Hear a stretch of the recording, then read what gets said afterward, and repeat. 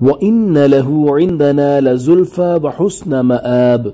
ترجمہ کنز العرفان، اور بے شک اس کے لیے ہماری بارگاہ میں ضرور قرب اور اچھا ٹھکانہ ہے۔ تفسیر صراط الجنان، اس سے پہلی آیات میں وہ نعمتیں بیان کی گئیں جو حضرت سلیمان علیہ السلام کو دنیا میں عطا کی گئیں، اور اس آیت میں آپ علیہ السلام پر آخرت میں کی جانے والی نعمتوں کا ذکر ہے۔ چنانچہ ارشاد فرمایا کہ دنیا میں اس عظیم سلطنت کے ساتھ ساتھ حضرت سلیمان علیہ السلام کے لیے آخرت میں بھی ہماری بارگاہ میں قرب اور اچھا ٹھکانہ ہے، اور وہ ٹھکانہ جنت ہے۔ اس سے معلوم ہوا کہ انبیاء کرام علیہ السلام بارگاہ الہی میں بڑی عزت و وجاہت والے ہوتے ہیں۔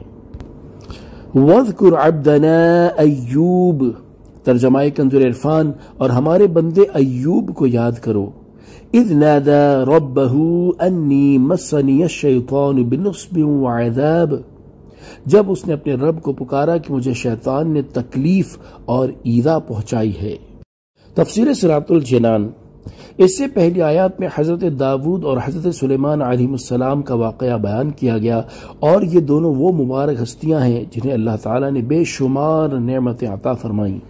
اب اس آیت میں حضرت ایوب علیہ السلام کا واقعہ یاد دلایا جا رہا ہے، اور یہ وہ مبارک ہستی ہیں جنہیں اللہ تعالیٰ نے طرح طرح کی آزمائشوں کے ساتھ خاص فرمایا۔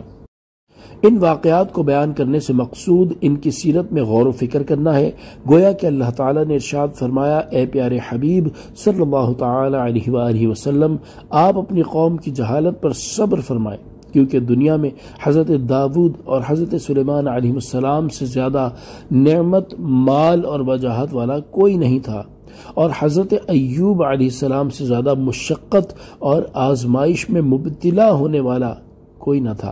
آپ ان انبیاء کرام علیہ السلام کے احوال میں غور فرمائیں تاکہ آپ جان جائیں کہ دنیا کے احوال کسی کے لیے ایک جیسے نہیں ہوتے، اور یہ بھی جان جائیں کہ عقل مند کو مشکلات پر صبر کرنا چاہیے۔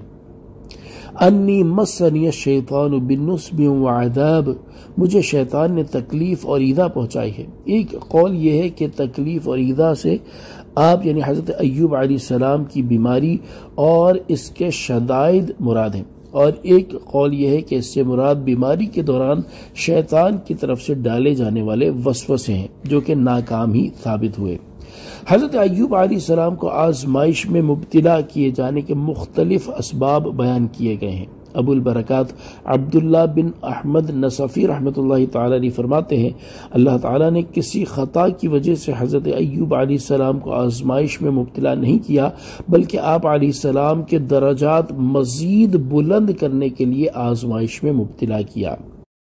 یاد رہے کہ اچھے برے تمام افعال جیسے ایمان، کفر، اطاعت اور معصیت وغیرہ کا خالق اللہ تعالیٰ ہے، اور ان افعال کو پیدا کرنے میں اللہ تعالیٰ کا کوئی شریک نہیں۔ برے افعال کو بھی اگرچہ اللہ تعالیٰ نے پیدا فرمایا ہے، لیکن اس کے ادب اور تعظیم کا تقاضا یہ ہے کہ کلام میں ان افعال کی نسبت اللہ تعالیٰ کی طرف نہ کی جائے۔ اسی ادب کی وجہ سے حضرت ایوب علیہ السلام نے تکلیف اور ایذا پہنچانے کی نسبت شیطان کی طرف فرمائی ہے۔ اس آیت سے معلوم ہوا کہ اللہ تعالیٰ اپنے نیک بندوں کو آزماتا ہے۔ حدیث پاک میں ہے، حضرت سعد رضی اللہ تعالیٰ عنہ نے عرض کی، یا رسول اللہ صلی اللہ تعالیٰ علیہ وآلہ وسلم، سب سے زیادہ سخت آزمائش کس کی ہوتی ہے؟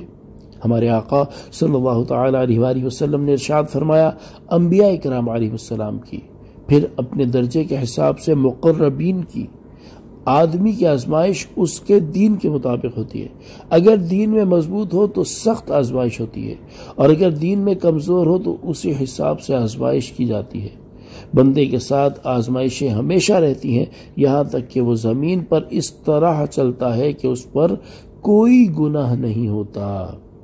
نوٹ: حضرت ایوب علیہ السلام کی بیماری اور مال و اولاد کی ہلاکت کا تفصیلی بیان سورہ انبیاء کی آیت نمبر 83 اور 84 میں گزر چکا ہے۔ صلو علی الحبیب صلی اللہ تعالی علی محمد صلی اللہ تعالی علیہ وآلہ وسلم۔